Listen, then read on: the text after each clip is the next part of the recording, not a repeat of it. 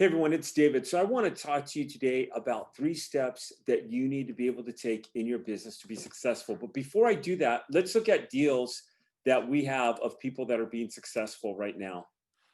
Got my first state funds check in the mail. Actually came earlier this month. My PO box came 90 mega check, $1,340.55. That's posted in our success stories. And by the way, there's hundreds of these. I've just picked a handful of these. I gave an example of a check that I received a couple weeks ago that was just about $1,000. I mean, I've received plenty more, but my question was, if you received one of those a week, which is very doable, 2 of those a week, which is very doable, there's a lot of deals out there. It's cool that this was his first deal. His first deal, he got $1,340.55. Just wanted to say, keep pushing through. After pushing back surplus funds for so long and working so hard on my regular job, I decided to 10X it, and I got a yes on my second call. Got a deal underway, finalizing the paperwork. Notice they got a deal. How did they get a deal? They pushed back, they worked, and they made this into what I'm going to talk about. Exactly what this person did, I will talk about in a minute. Got my first yes. Not a deal yet, so excited. 62,400 excess, agreed to 10%. That'll be a just over a $6,000 payout. So that is a nice deal, and that's a first yes. Hey Warriors, it's late in this time of positioning, but I wanted to share I got a deal in Austin, Texas. As you continue to read down and you go to the 4th paragraph, they agreed to a 35% split with almost certain surplus exceeding $60,000. 30% of $60,000 is $18,000. That is a deal that will be over an $18,000 payout. Give one of those a month and you'd be very happy, and you'd have a very successful, more than a successful business in the top income earners of people in the United States. Just got a state funds deal notarized from a claimant that had 83 dormant checks totaling about $90,000. I've had this happen so many times. I'm going in fact, I have a deal right now that I'm waiting on. It's a situation I've talked to you before. The lady had to relocate because of the fire, so I haven't gotten the signature yet. She does tell me it's coming. I do believe her. She is a very nice lady, great to deal with. But this one, and hers is for $85,000. She had a check, a small check. I called her when I did a background check on her. She had several more, $85,000. That'll be an $8,500 payout. This person will receive about $9,000. Okay. And he writes down on the bottom that the first deal was for $10,614, and that would have been a $1,000 payout, 10%. So that'll be just over $1,000 payout. Then, as this person did their due diligence, which we go over time and time again, did some more research, found out they had $90,000, and this has been notarized. That means it's on its way to collection, and it's taken a few weeks, actually a few months to get paid, and sometimes several months. But where I'm going with this is, what are all these people doing to get these deals in check? Here's another one. Got my first potential client. I'm so excited. I was so intimidated and had all this anxiety about cold calling. Do I do videos about cold calling? Do I go over cold calling? Do I teach you how to cold call? And I'm going to teach you something new here in a minute that I'm going to go over that I believe is going to be really successful for you in your business. And I'm going to go over a couple of things. I had to have a talk with myself so many times, like, girl, you're the boss, period. Get this together. You miss 100% of the shots you don't take. I love that analogy that she puts in there, and she goes on and breaks this down. The longer you wait to call, the more deals you let slip through your fingers. Amen to that. Someone else is going to be brave enough to call the client that you've made the deal with. Today, I was working from home while listening to David on the coaching calls and remembering David saying that people really do call back after you leave a voicemail. And I've talked about how to leave a voicemail. It's not just any voicemail. There's a whole nother video I give on leaving voicemails, and I will give that again coming up here. There's a way to leave a voicemail that will get your statistics. Not everyone's going to call you back. I'd be lying if I told you that.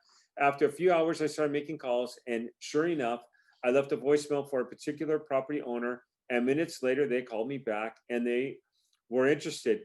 Fear doesn't create fruitful results. Even if 300 people tell us no, there will always be people that desire to move forward with the process. Don't take yourself out of the race by choosing not to run. Do it afraid. there's a book called Feel the Fear and Do It Anyway. It's one of the first books I read. I forgot all about that until she said that. It's a very powerful book. I read that in college. Do it with nerves. Do it even when you're hesitant. Do it. I love that. I love the way that that is. So let's talk about a successful business and what it takes to be successful. So you have seen testimony after testimony of deal, and I could have put more up here. I just handpicked a few deals that I wanted to go over with you. So there are 3 steps. First of all, you want this to be an effortless business. And even when I sit down and I'm getting ready to make cold calls, I think, you know what? It's Monday and it's the start of the week and I have a lot to do. Scratch that thought. Yes, you want this to be an effortless business, but how do you make this into an effort business? Well, there's 3 steps that I want to go over with you. And I've said some of these on other videos, but I'm going to go over with you today, and feel free to take notes on this. So the first one I want to really talk about and hit on is a habit. You have to make your cold calling a habit. That means you have to be able to jump on and call people every single time you agree to marketing. If you don't make this a habit, you're lying to yourself. And in past videos that I've talked about is, think about going to the gym. It's a New Year's resolution, and for 6 weeks you go to the gym and it's great and you're working out, you drop 5-10 pounds, you're on track, you're doing really good, and then something happens where you have a meeting at work and you're going to miss Monday, and then something else happens and you miss Tuesday, and then something else happens and you miss Wednesday. It is so easy to get out of this habit that you need to make it a habit every single day. I'm not talking about like you get in a car accident, God forbid, or something happens and you have to go a different direction. Yeah, things happen. But I'm talking about excuses on why you're not going to make cold calling or why you're not going to do your business, whatever your marketing plan is. You have to make it a habit every single day. You need to commit to it. And a good thing is to write down, I will make 50 calls by the end of the week by making 20 contacts a day or 10 contacts a day or 5. Even if it starts off with 20 contacts a week because you only have weekends and you're just starting and you're really doing this, it is a business. And what are your end goals? You have to look at that with your habit. So like a goal I have is to get a handful of deals a week, and I look at my marketing, what I want to do and how it's going to work for me. So those are a couple of things I do to get my marketing down every week. The second thing that you have to do, and I see a lot of people do this and it's really good, is self-leadership. You've got to be able to have self-leadership. And in a second, I'm going to talk about your morning routine, but people around you are not going to relate. When I was working and I was showing up at work, and every once in a while I'd be on a phone call, go into my classroom or on a break or something, people be like, oh, he's doing deals, and he's going to try to recruit us to do deals. He's going to do this. No, you know what?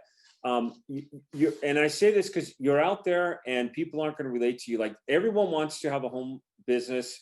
You go into a real estate club, half the people there say they're real estate investors, and really probably about 25% of the people actually walk the walk. They're actually applying and doing what they need to do to make this happen. So you have to be able to take the self-leadership to make this happen. In a second, I'm going to talk about routines, and I'm going to talk about putting this in routines. But like a self-leadership would be Audible or reading a book every single day on business, and a few good books. Your Next 5 Moves, a very powerful book in my life. The Morning Miracle, or The Miracle Morning. I think it's The Miracle Morning. That was a very powerful book in my life. I mean, there's so many others. I Sell or Be Sold by Grant Cardone, a Tony Robbins clip, a clip by me. Hopefully you find these useful and you're liking these. But you need to be pumping your mind with information all the time that's going to get you to realize that this is achievable. One of the things I do a lot is I do calls, and I do them live with warriors on the phone, and people get on the phone and they hear them and they see, and people say, oh, you're a natural, you're easy, you know how to talk to people on the phone. I really don't. I'm an introvert. 2014, I had the hardest time being able to pick up the phone. And if you don't know me, I'm 6'7". I've got a family. I'm very happy where I'm at, but I'm an introvert and I don't like going out and bringing attention to myself. And I say that with my height because when I walk in a building, people notice me. When I go somewhere, people notice me. The last thing I want to do is be calling someone up on the phone and saying, hey, notice me here. And the way to, and I'm getting off topic here, but a way to turn that is I make it about my client. And how do I do that? They've got funds. They don't know they have these funds. And I'm out there to help them find it. And I'm out there to help them collect it. And I don't call and say, hey, how's your day going? I mean, I go over script a lot in other videos, but I call and I immediately let them know that they have funds from an account or a foreclosure, whatever it is, from a previous address, and I wait. And that's my demeanor. That's the way I do it. That is the way that I find that I do business. But it took me a while. And even now, like if you listen to Lee, who's on one of my previous YouTube videos, the guy made $100,000. I didn't even put him in this clips. And he is one that has killed it. And he's on a YouTube interview with me. I mean, he's passed me on what he does. And I've taken some of his script and have actually put it in my script because the guy is such a natural and he's so good. Where am I going with this? I'm always learning. I have to do self-leadership every day. This thought goes through my mind. You know what? You've got this many deals. You have contracts out. You have this. No. Get that out of my mind. I have to keep on marketing. I have to keep on going out and going after deals. What happens if a deal falls through? What happens? Like I had one several weeks ago that had an IRS lien that came up late. I mean, we were in the process of getting the check and the IRS came in and they did a sweep. Notice that the funds were there in the client's name, even though I did an assignment, and the IRS doesn't care. They said, okay, we're going to help ourselves here. And they did. And you know, I called the client. I just said, hey, you got in this trouble. I've never had this. I've seen it where the funds aren't there because of the IRS, but I've never been in the process of actually collecting the city ready to cut a check, and then boom, that happens. But it happens. Okay. So I have other deals I'm getting paid on. Does it hurt? Absolutely. But you learn to move on. You learn how to go on from there. Okay. In your self-leadership, you should transition into what I call growth. Okay. The waking up is hard to do for so many people. One of these comments on what one of the guy writes is he says he actually likes going to his PO box because he likes seeing if checks are there. And that's me. I love to go to my PO box and find out that I have a check there that I'm waiting for, a check that's coming. And sometimes you get a bill. Like today I went and I got a bill and it was actually from the IRS out of all places. And that kind of thing happens too. But it's overall, I do like going to my mailbox, checking it out, seeing what checks are coming in and how I'm reaping my harvest. I love it. So when I say growth, you wake up in the morning, do you hit your snooze 5 or 6 times? I used to do that. In fact, if you knew me probably about 20 years ago, 30 years ago, I used to go to bed somewhere between the hours of midnight and 3 a.m. and I'd wake up anywhere from 9 to noon. And it was a weird lifestyle I had. And when I started teaching, I got into the professional world. Well, I wasn't a professional then, I like to think, but when I got more into an 8 to 5 job and I had to start getting up early, I would constantly hit the snooze. The problem with me doing that is I started waking up later and later. I was miserable. I had to really make some life changes. So when I talk about growth, get out of bed when your alarm goes off. Just get out of bed, even if you have to put it away from your bed. That would be the first thing. Get some habits. And this is where the Miracle Morning will really be helpful for you. Like first thing I do when I get up in the morning is I exercise. And now that the gyms are closed, I typically go for about a 3 to 4.5 mile walk. I do that unless I surf. I do that or I surf every single day except for Sunday. I get into, I have a spiritual, I'm a believer. I get into the word and just read for about 20 to 30 minutes every day and just learn a little bit there. That's very important to me. So those are 2 things. When I get into the office, I like to listen to an Audible. I like to challenge myself, pump myself. There are so many books, and I'm also trying to read a couple books right now. There are so many books out there that you can listen to. It is absolutely crazy. And there are so many really good ones. And when I download a book on Audible, what I do is I look for something that has over 400 reviews that are 4s and higher for the most part, like a 4.5 average. I don't want to read a book that's brand new or that's brand new on the market. So I look for something that's been out there that people are saying, I applied this in my life. And then what I do is I sit down, and people probably think I'm weird for doing this. I actually take notes on how this can apply to my business. So if there's something that I'm not doing in my life, like, and I'm going to go over this in a later video on some success, but it might be like clearing the fog, organizing, creating files, cleaning up your work environment. There's so many different things that I've seen successful entrepreneurs do. And it's like, wow, my desk is so messy. And yeah, I get in, and I used to let the mess of my desk dictate my day on how it was going. I mean, there's so much. So this has been all growth, even in surplus funds. When I would come in and I'm running a company, I have people that answer to me. I have people that work for me. I have softwares. I have all sorts of things. And I'd come in, I'd be like, oh, what's this? Or yeah, it's from yesterday. Oh, let me check my email. Oh, this person wants me to do this. All that's dictating my day. No, I need to be growing and challenging myself. And by reading books, I've learned how to take my day and dictate my day versus letting things around me control me. I control my day and my time. And I talk about this in some of the other videos, like time management. Like if someone comes into my office and says, are you available? And if I look at the person straight in the eye and I say, can it wait till 11? 9 out of 10 times, actually 99 out of 100 times, I'll say yes. If it can't truly wait till 11, then yes, go ahead and bug me. And let's see. By doing that, I've taken more control of my time, and people respect my time, and so much more gets done. And then I have an interruptible moment at 11 o'clock for 15 minutes. Anyone can interrupt me for any reason or if they have a question. And most of the time, the question gets answered because they could have already answered it. They really didn't need to ask me. So are they coming in here to be social, or are they coming in because they really need help? Well, I've got a business I need to run, and you have a business that you need to run. You have calls that you need to make. You have things that you need to do. So these are the three things that I would challenge you to be able to do. So in the morning, every single morning, I wake up, exercise, a devotion. Audible is absolutely huge.